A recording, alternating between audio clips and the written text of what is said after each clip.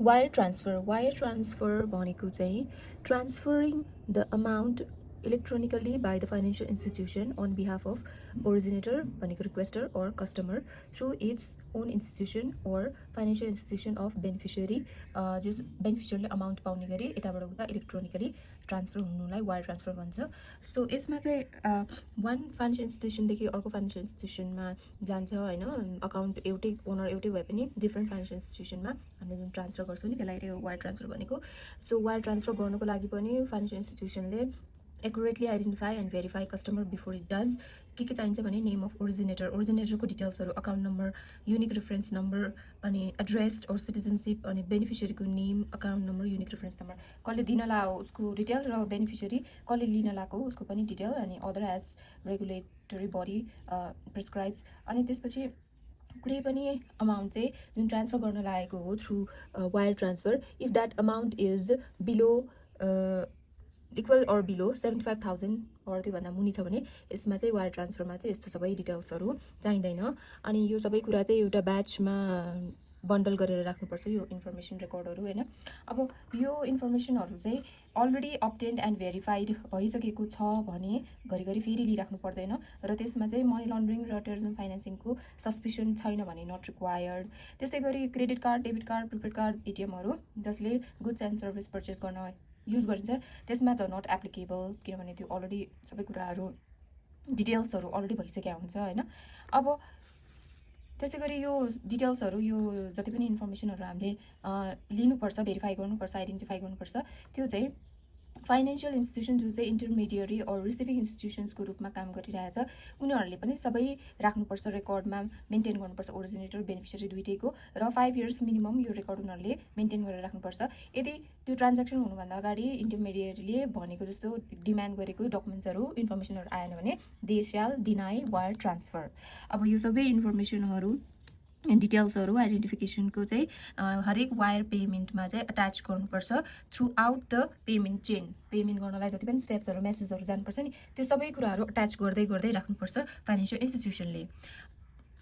Risk based पोलिसीहरू पनि बनाएर reporting एन्टिटीले implement गर्नुपर्छ, र त्यसलाई इम्प्लिमेन्ट भएको कुरालाई मोनिटरिङ इन्क्वायरी गर्नुपर्छ, र बेनिफिसियरी ओनरहरू पनि आइडेन्टिफाई गर्नुपर्छ। त्यही पोलिसी अनुसार कामलाई ट्रान्ज्याक्सन, त्यो ट्रान्सफरलाई सस्पेन्ड गर्ने कि डिनाई गर्ने कि यो सबै उनीहरूको यो रिस्क बेस्ड पोलिसी अनुसार नै उनीहरूले रिपोर्टिङ एन्टिटीले काम गर्नुपर्छ, इम्प्लिमेन्ट गर्नुपर्छ यो पोलिसीलाई।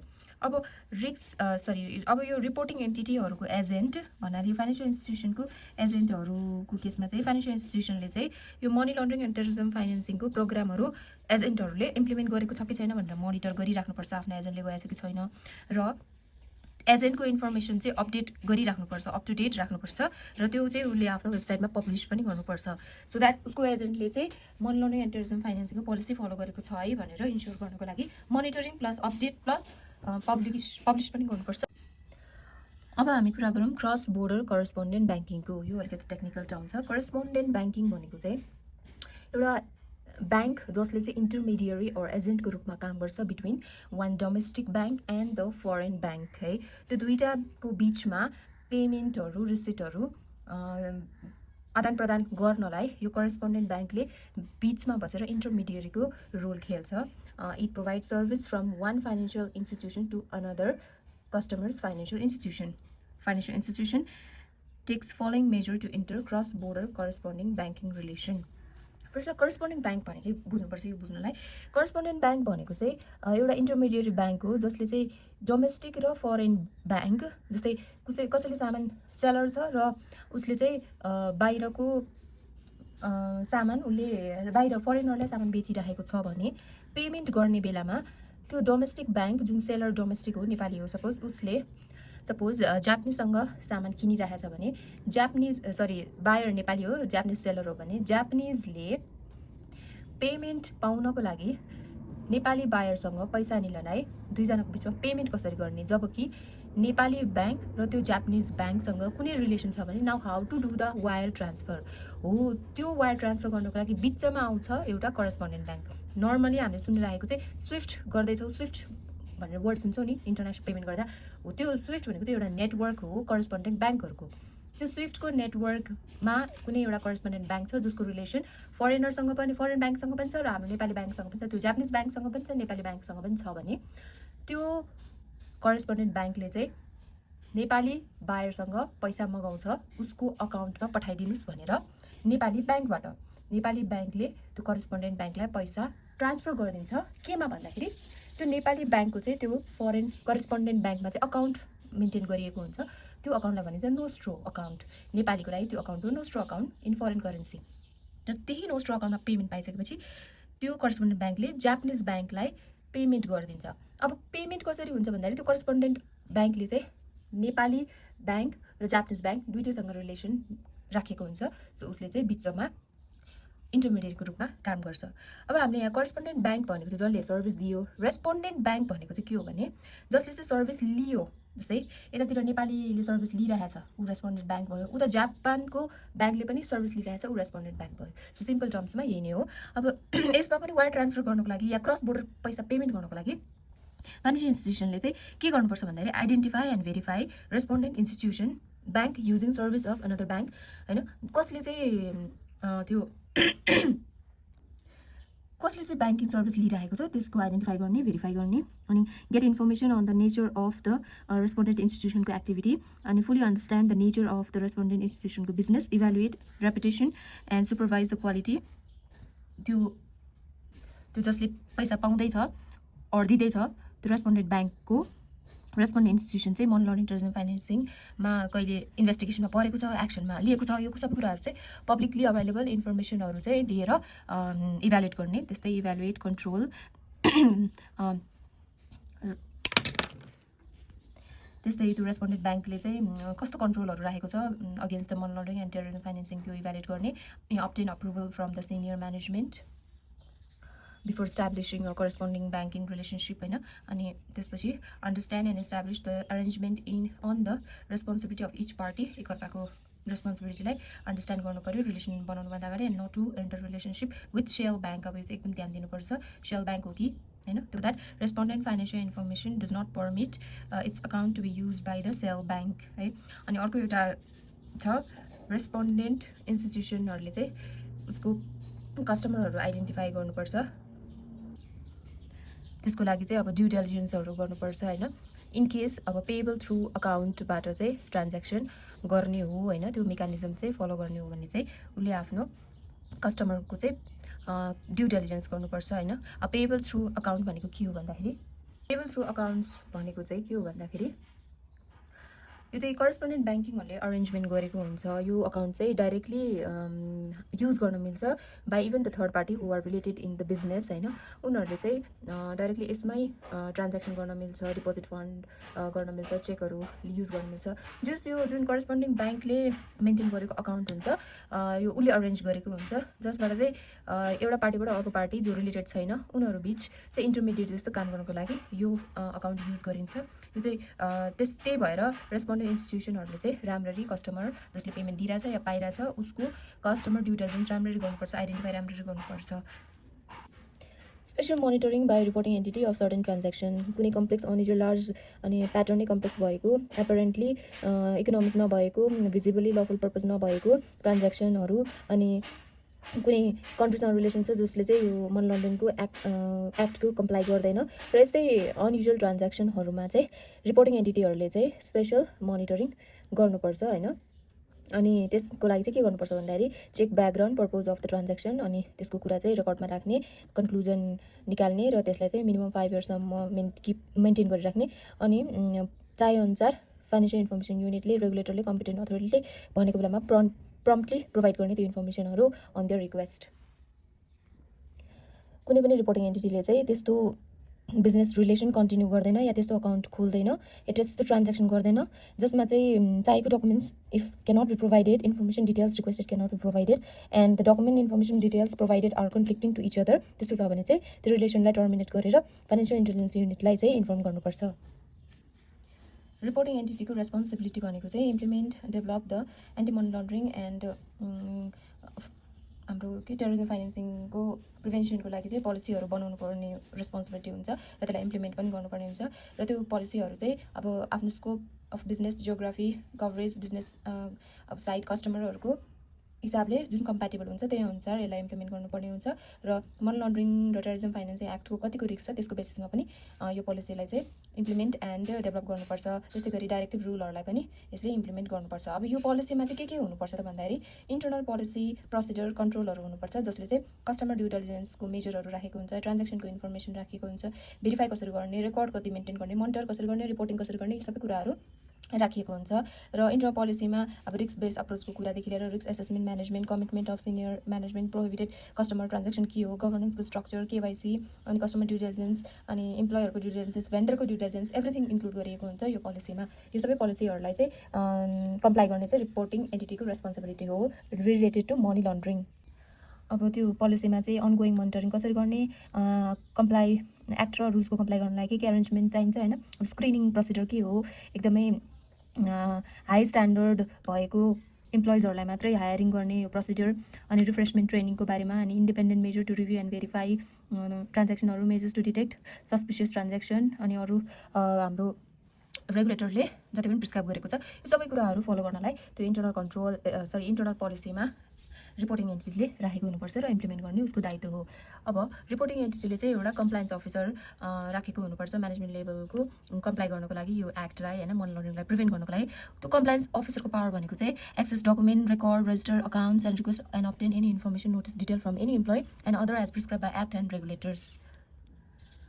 अब हाम्रो रिपोर्टिङ एन्टिटीले चाहिँ यो रेकर्डहरू जुन मोनिटरिङ गरेको रिस्क एसेस गरेको इन्टरनल कन्ट्रोल रिलेटेड डिटेल्स डकुमेन्ट्सहरू चाहिँ मेन्टेन गरेर राख्नुपर्छ। रेकर्ड रिपोर्ट रेगुलेटरी बडीले जति भन्यो त्यति समय पिरियडसम्म चाहिँ उसले मेन्टेन गरेर राख्नुपर्छ भने रिपोर्टिङ एन्टिटीहरूले चाहिँ त्यस्तो अटोमेटेड मेकानिजम चाहिँ डेभलप गर्नु पर्यो जसले चाहिँ यो मनी लन्ड्रिङ एक्टलाई इम्प्लिमेन्ट गरोस् र beneficial ownership listed person compliance टेस्टिङहरू सबैलाई अटोमेटिकली मोनिटर गर्ने र यो एक्टलाई कम्प्लाई गर्ने त्यस्तो खाले सिस्टम चाहिँ डेभलप एन्ड इम्प्लिमेन्ट गरेर राखेको हुनुपर्छ। ओके, ब्रान्च एन्ड सब्सिडियरी यो एक्टमा चाहिँ सब्सिडियरी भनेको चाहिँ मोर देन 50% सेयर ओनरसिप भएकोलाई भनिन्छ। यसमा चाहिँ नेपालमा एब्रोडमा जहाँ भए पनि ग्रुप पोलिसीहरू चाहिँ फलो गर्नुपर्छ भनेर भनिएको छ। ग्रुप पोलिसी चाहिँ मनी लन्ड्रिङलाई प्रिभेन्ट गर्नको लागि बनाइने पोलिसीमा चाहिँ कन्टेन्ट के हुनुपर्छ भने information exchange on customer ID risk management on money laundering and terrorism financing गर्नुपर्छ एकअर्का बिच र information exchange about customer account transaction र अडिट अनि ग्रुप कम्प्लायन्सहरूको बारेमा र जति पनि इन्फर्मेसन एक्सचेन्ज भयो त्यसको मोनिटर सेक्रेसी र युजको चाहिँ मोनिटर हुनुपर्छ भनेर ग्रुप पोलिसीमा लेखिएको चाहिँ कुरा ब्रान्च र सब्सिडियरीहरूले चाहिँ फलो गर्नुपर्छ। अब हामी कुरा गरौँ रेकर्ड किपिङ। जति पनि यो एक्ट अनुसार राखिएको रेकर्डहरू छ मनी लन्ड्रिङ प्रिभेन्सन गर्नको लागि जस्तै related to ID verification of customer or beneficial owner and related to analysis of customer or beneficial owner accounts business relation of reporting entity related to domestic or foreign transaction or attempted transaction यो जति पनि information रेकर्डहरू चाहिँ minimum 5 years even after the relationship is terminated minimum 5 years after the relationship termination राख्नुपर्छ र even it can be more than 5 years if specified होइन। अनि यो रेकर्डहरू चाहिँ यस्तरी राख्नुपर्छ that is sufficient to reconstruct them as a evidence चाहेको बेलामा in future and that can be readily available on demand हुने गरी राख्नुपर्छ। अब obligation of reporting entity to report suspicious transaction STR suspicious transaction reporting यो हामीले पहिले कुरा गरिसक्यौँ। ओके, अब हामी समरीमा जाऊँ। अहिलेसम्म पढेको कुरा समरीमा चाहिँ रिपोर्टिङ एन्टिटी चाहिँ दुई टाइपको हुन्छ फाइनेन्सियल इन्स्टिट्युसन र नन फाइनेन्सियल इन्स्टिट्युसन। रिपोर्टिङ एन्टिटीले चाहिँ फाइनेन्सियल इन्फर्मेसन इन्टेलिजेन्स युनिटलाई चाहिँ रिपोर्ट गर्नुपर्छ about the transaction that is beyond the limit or suspicion transaction individually होस् एग्रिगेट रूपमा होस् लिमिट क्रस हुने बित्तिकै रिपोर्ट गर्नुपर्छ। रिपोर्टिङ एन्टिटीमा इन्क्लुड हुने भनेको गभर्मेन्ट एन्टिटी पनि हो उनीहरूले पनि रिपोर्टिङ गर्नुपर्छ फाइनेन्सियल इन्टेलिजेन्स युनिटलाई। गभर्मेन्ट एन्टिटी भन्नाले मालपोर्ट OCRहरू। फाइनेन्सियल इन्फर्मेसन युनिटमा यही bank and financial institution security business person insurance foreign exchange money changer र मनी रिमिटेन्स हो भने नन फाइनेन्सियल इन्स्टिट्युसनमा कसिनो रियल एस्टेट प्रेसियस मेटलको बिजनेस गर्ने नोटरी पब्लिक कम्पनी ट्रस्टहरू सर्भिस दिनेहरू भेहिकल डिलरहरू पनि पर्दछ। यो रिपोर्टिङ एन्टिटीले चाहिँ कुनै पनि प्रकारको फिक्स्ड सेयर्स नेममा अकाउन्टहरू खोल्नु हुँदैन, ट्रान्ज्याक्सन रिलेसन राख्नु हुँदैन फिक्स्ड सेयर्स नेममा। अनि उनीहरूले चाहिँ रिस्क म्यानेजमेन्ट सिस्टम इस्टाब्लिस गर्नुपर्छ, पोलिसीहरू बनाउनुपर्छ, इम्प्लिमेन्ट गर्नुपर्छ र त्यसको मोनिटरिङ र इम्प्लिमेन्ट गर्नुपर्छ to prevent the money laundering and terrorism financing, to assess the risk. अनि as per their business scope, product र सर्भिस अनुसार आफ्नो पोलिसीहरू उनीहरूले बनाएर फलो गर्नुपर्छ। अब यो पोलिसीहरू किन बनाउने भन्दाखेरि to identify customer, their family member and associated person र बेनिफिसियल ओनर। अब बेनिफिसियल ओनर चाहिँ आइडेन्टिफाई गर्नुपर्छ भन्यौँ, तर बेनिफिसियल ओनर भनेको चाहिँ रिजनेबल मेजर युज गरेर आइडेन्टिफाई गर्नुपर्छ, जसले बिहाफमा एक्टिङ अन बिहाफ छ कि छैन भनेर त्यो हामीले आइडेन्टिफाई गर्नुपर्छ। बेनिफिसियल ओनर भनेको चाहिँ नेचुरल पर्सन हो जुन चाहिँ डाइरेक्टली अर इन्डाइरेक्टली जसले त्यो कस्टमरलाई इन्फ्लुएन्स गर्छ।